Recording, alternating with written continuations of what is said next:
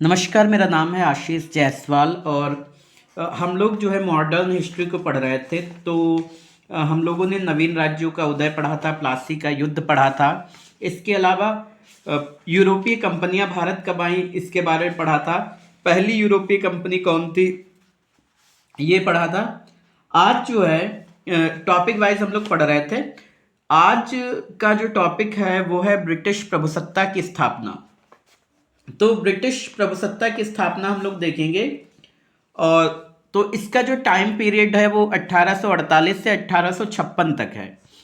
तो जैसा कि हमें पता है कि क्वेश्चंस बहुत जरूरी हैं, तो सबसे पहला क्वेश्चन यही बनेगा कि ब्रिटिश प्रभुसत्ता की स्थापना का टाइम पीरियड क्या है। 1848 से 1856 ईस्वी है। यहाँ से देखेंगे तो सबसे पहले रणजीत सिंह के शासनकाल में उनके राज्य के विस्तार को अंग्रेजों ने रोक दिया था। सतलज के पूर्व का सिख राज्य अंग्रेजों के अधिकार में था। दो क्वेश्चन यहाँ पे बन जाएंगे। पहला तो ये हो जाएगा कि रणजीत सिंह के शासनकाल में जो है उनके राज्य के विस्तार को किसने रोका था। तो क्वेश्चन आंसर क्या होगा, अंग्रेजों ने। सतलज के पूर्व का सिख राज्य जो था वो किसके अधिकार में था, तो फिर यहाँ पे आंसर आएगा अंग्रेजों के। रणजीत सिंह की मृत्यु के बाद जो है पंजाब में राज तिलक अस्थिरता जो है उत्पन्न हो गई थी।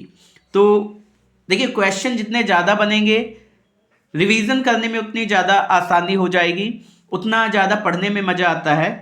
तो यहाँ पे जब ये बनता है कि रणजीत सिंह की मृत्यु के पश्चात जो है पंजाब में राजनीतिक अस्थिरता जो है उत्पन्न हो गई थी, तो यहाँ पे क्वेश्चन क्या बनेगा कि पंजाब में राजनीतिक अस्थिरता कब उत्पन्न हो गई थी।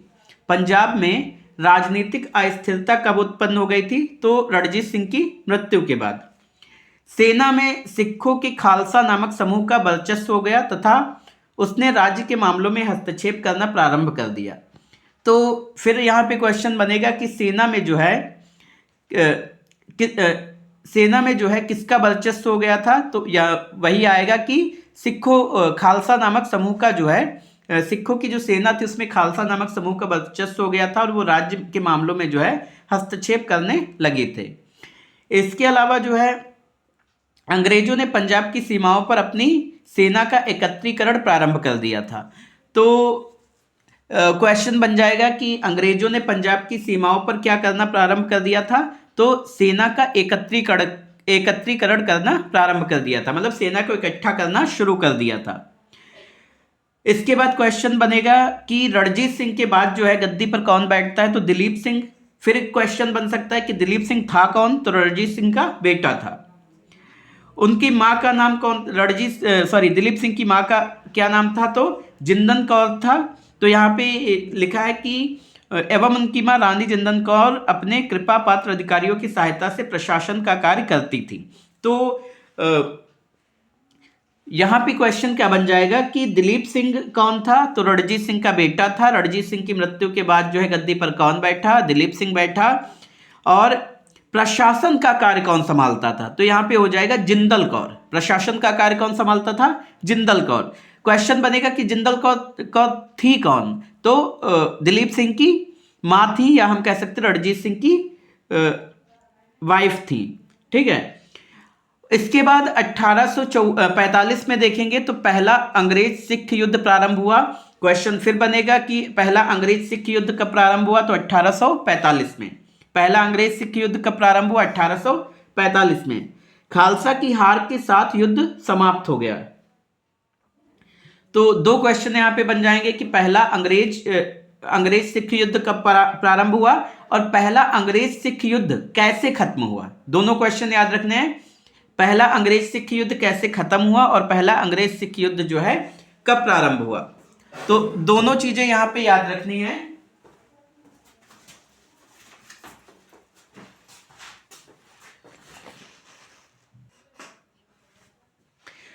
तो यहाँ पे अगला क्या बनेगा कि पंजाब ब्रिटिश संरक्षण में आ गया था परंतु दिलीप सिंह शासक बना रहा। अंग्रेजों ने गुलाब सिंह को जम्मू और कश्मीर का महाराजा बना दिया। तो यहाँ पे क्या है कि अंग्रेजों ने जम्मू और कश्मीर का महाराजा किसको बना दिया था, गुलाब सिंह को। ठीक है, अंग्रेजों ने जम्मू और कश्मीर का महाराजा किसको बना दिया था, गुलाब सिंह को। पंजाब ब्रिटिश संरक्षण में आ गया था। तो फिर क्वेश्चन बन जाएगा कि पंजाब किसके संरक्षण में आ गया था, तो ब्रिटिशर्स के संरक्षण में आ गया था। यहाँ पे एक लंबा सा क्वेश्चन बनाते हैं कि पंजाब किसके संरक्षण में आ गया था। तो पहला तो यही बनेगा कि पंजाब जो है ब्रिटिश संरक्षण में आ गया था, लेकिन अगर एक लंबा क्वेश्चन बनाते हैं तो पंजाब ब्रिटिश संरक्षण में आने के बाद भी वहां का राजा कौन बना रहा, तो यहाँ पे हो जाएगा दिलीप सिंह। 1848 में क्या होता है कि पंजाब में अंग्रेजों के विरुद्ध कई विद्रोह हुए, जिसके परिणाम स्वरूप दूसरा अंग्रेज सिख युद्ध हुआ। तो दूसरा अंग्रेज सिख युद्ध क्यों हुआ, सवाल फिर बन जाएगा कि दूसरा अंग्रेज सिख युद्ध क्यों हुआ।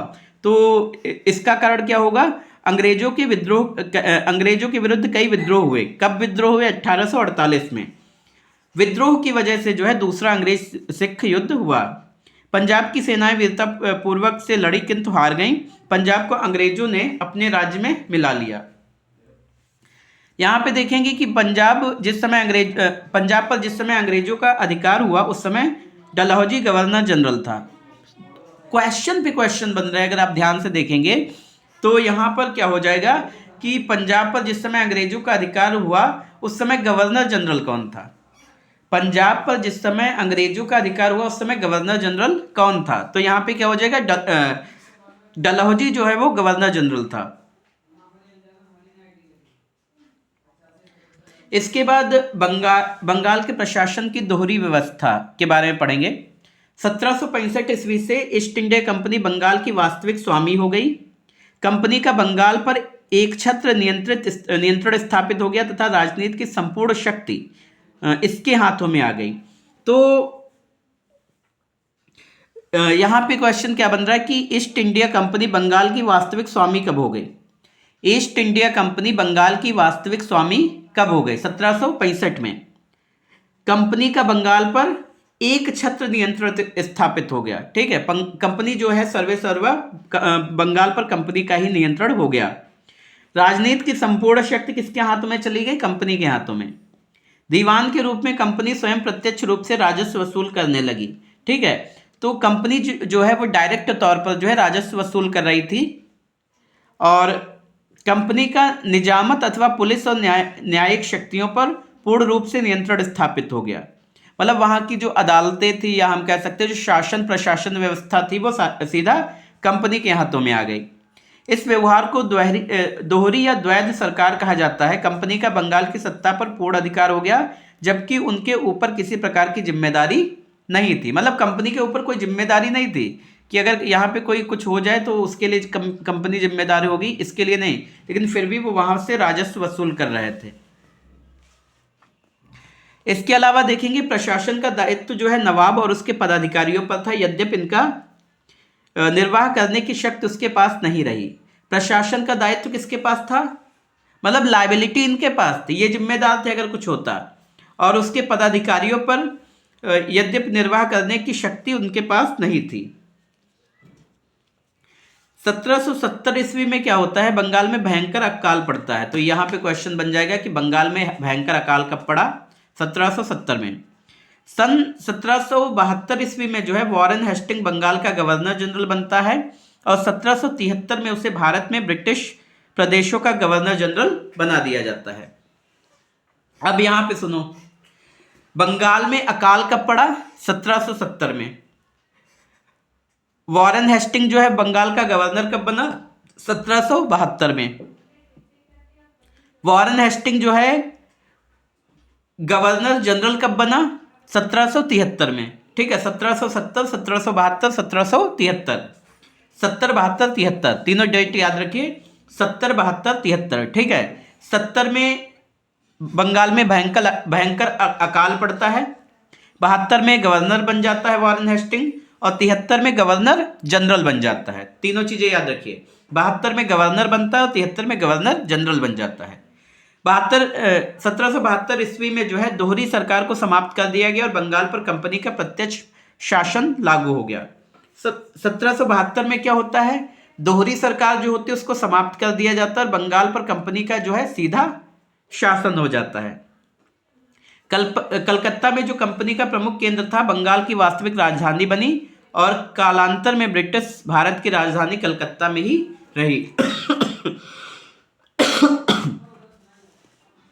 ये कुछ गवर्नर्स की लिस्ट है। वॉरेन हेस्टिंग जो है 1772 से 1785 ईस्वी तक रहता है।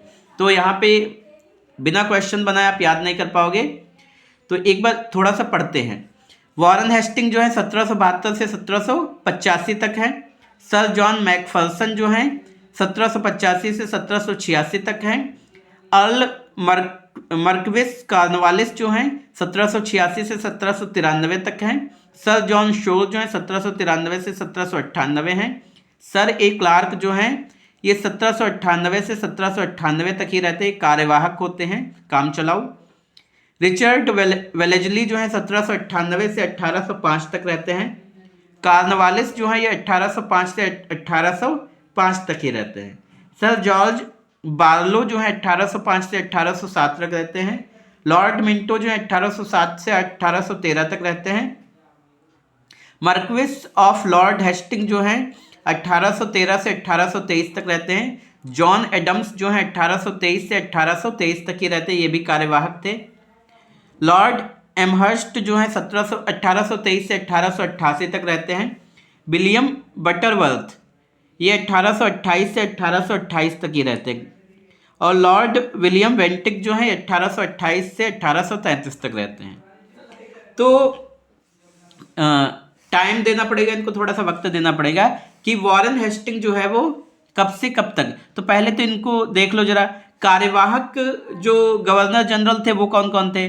सर ए क्लार्क जो है ये कार्यवाहक गवर्नर जनरल थे, ठीक है, सर ए क्लार्क। दूसरे जो है वो सर जॉर्ज बार्लो जो है ये कार्यवाहक थे, और जॉन एडम्स जो है ये कार्यवाहक थे। तो यहाँ पे तीन जो है ये कार्यवाहक गवर्नर जनरल थे। पहले कौन है, कॉर्नवालिस, सॉरी पहले जो है सर ए क्लार्क हैं, दूसरे सर जॉर्ज बार्लो हैं, तीसरे हैं जॉन एडम्स, ठीक है, ये सारे के सारे कार्यवाहक हैं। वॉरेन हेस्टिंग जो है ये 1772 से 1785। तो वॉरेन हेस्टिंग कब से कब तक रहते हैं, 1772 से 1785। सर जॉन मैकफर्सन कब से कब तक रहते हैं, 1785 से 1786। तो यहाँ से 72 से 1833, ठीक है। तो 1772 से 85 तक ये रहते हैं, 85 से 86 तक सर जॉन मैकफर्सन रहते हैं, 86 से 93, 93 से 98, 98 से 98 ही रहता है, 98 से 1805, 1805 से 1805 ही रहता है, 1805 से 1807, 1807 से 1813, 1813 से 1823, 1823 से 1823, 1823 से 1828, 1828 से 1828 और 1828 से 1833।